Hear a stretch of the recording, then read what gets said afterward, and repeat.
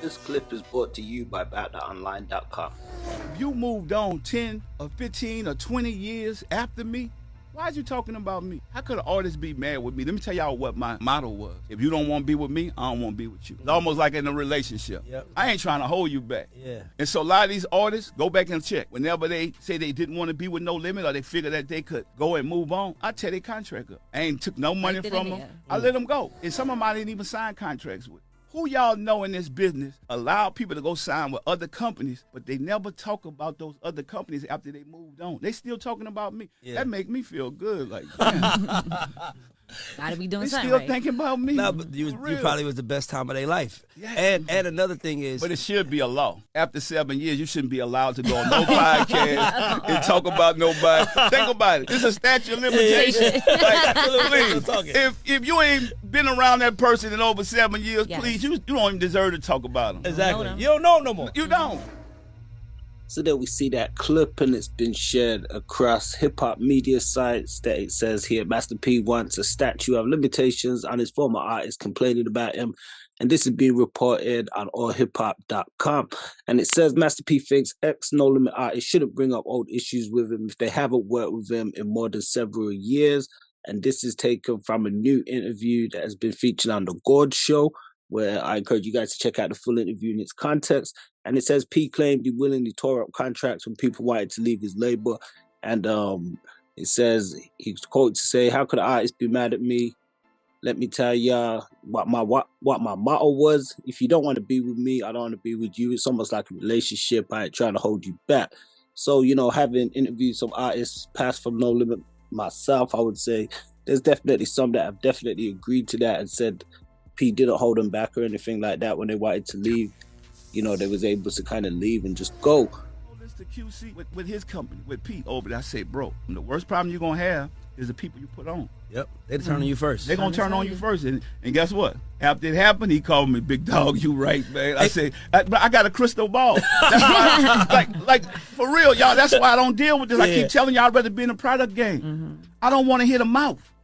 Like, think about it. Like, if you know everything, once you put your own money up, you don't need my money. Exactly. Like, why are you calling me you a boss? You telling me you a boss. Yeah. So back then you wasn't a boss? Yeah. When you needed my money, you was a worker, right? Exactly. As soon as you get the money, you're a boss. But people don't realize everybody's not prepared to be a boss. So it says Master P believes some ex-No Limit artists didn't appreciate what he did for them and wanted them to leave their gripes in the past. He said, "That's why I call them gratefulness. If you moved on 10, 15 or 20 years after me, why you still talking about me? I forgot about y'all for real. I'm the only thing y'all can talk about." And it also says, he added, it should be a law after 7 years. You shouldn't be allowed to go on no podcast and talk about nobody. Think about it. It's a statute of limitations. If you ain't been around a person in over 7 years, please, you don't deserve to talk about them. So what do you guys think? Let us know your thoughts in the comments. I mean, myself personally, I guess I see it from both sides, you know. I guess, you know, people don't often like to be, you know, obviously always spoken about, especially if it's seen in a disparaging or negative light. And the thing is, on the flip side, we live in this time of content and modern media where, unfortunately, pop culture and discussion of people is often the hottest and the top topics. And most of the time, it's often where it's something that is or can be construed as negative. And I think just in terms of the discussions of things happening over 10, 15 and 20 years ago, you're going to get that because just in the time that we have now, whether it's entertainment field, sports, movies, we're having a lot of people go back and do interviews and podcasts and stuff like that. I think in hip hop, it seems to have more of a, or it can have more of a destructive standpoint in some cases as opposed to other forms of media. Like you got wrestling podcasts where they're going back talking about things years ago, but it isn't necessarily that detrimental to somebody's character. Whereas some of the things in like the music business and like the film industry and stuff like that, where we hear some of these stories, some people can construe them as negative. I don't know what you guys think. Let me know your thoughts in the comments. I've had people chime in the comments and say that if it wasn't for people like P, we wouldn't even on this channel have people to interview because a proportion of the content is made up of interviewing people who have been affiliated with No Limit or signed with No Limit. And, you know, so I'd say to that's they're entitled to tell their story no matter how long it's been. You know, we don't take nobody's sides. We just provide an open platform which people have asked for and requested. I mean, what do you guys think? Let us know in the comments. Would you prefer us not to speak to artists from like a 7 or 10-year, 15-year period? Would you want it to just be, you know, people just speaking about things that are going on just now? A lot of the times the questions are usually pulled from the people. So I feel that sometimes when it comes to podcasters, there's people that are gonna want to come on and tell their stories, and you know, you always kind of gonna get that, I think, especially in today's modern times. So I don't know what you guys think.